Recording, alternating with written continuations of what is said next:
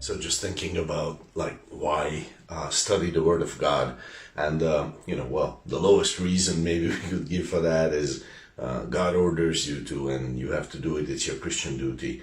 Okay, well, if you're going to do it because of that, it's maybe not a very high, not a very motivating reason. But if you do it for that, still the Word of God is going to work in your heart, and it's going to have a great effect still, actually. Why have a meditation? Why it's worth having a meditation in the Word of God?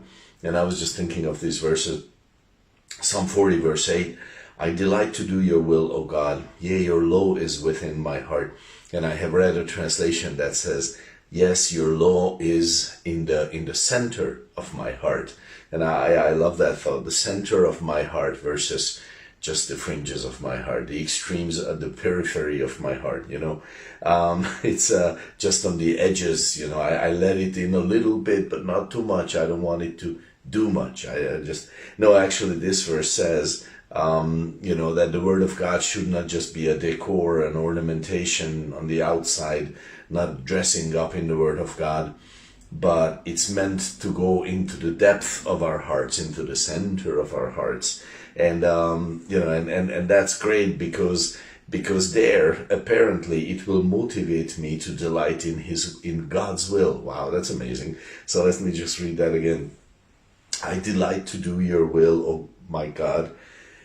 Yes, your law is within or in the center of my heart. Okay, so if the Word of God is in the center of my heart, then it will motivate me to delight in His will, not just to do, not just to obey, but to delight, to rejoice, to enjoy His will, to love His will. And that's an amazing cause for actually meditating in the Word of God, going to the Word of God, and not just treating it like holy duty or something, but it really, really benefits us. It motivates my heart. And then also in the Word of God, as I study the Word of God and I meditate on it, I am learning to find the will of God, right? In that word. I'm looking for the will of God in that. And then when my situation becomes crazy, when my marriage becomes crazy, then I will have exercised myself in finding the will of God. And I will be more apt to actually find the will of God, even in my crazy situation, because I had done it in the Word of God. Isn't that an amazing cause for it? I mean, actually, Psalm 119, verse 92 actually says this almost specifically.